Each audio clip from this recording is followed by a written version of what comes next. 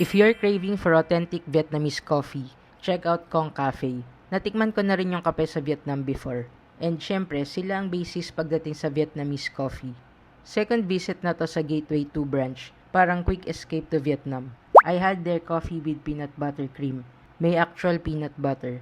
Super creamy, pero lasang-lasa pa rin yung kape. For something caffeine-free, I tried the coconut mung bean.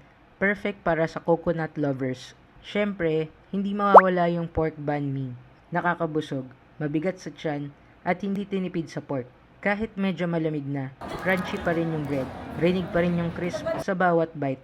And naniniwala ka ba na kahit gaano kakabusog, there should always be room for dessert? Kaya I ended with their classic ube cake.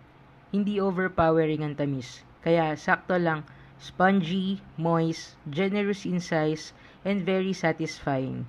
Plus, may newly opened branch na rin sila sa Maginhawa. So, mas accessible na if you're around Quezon City. Shoutout din sa staff ng Kong Cafe, super friendly and accommodating. For authentic Vietnamese coffee, food, and chill vibes, highly recommended.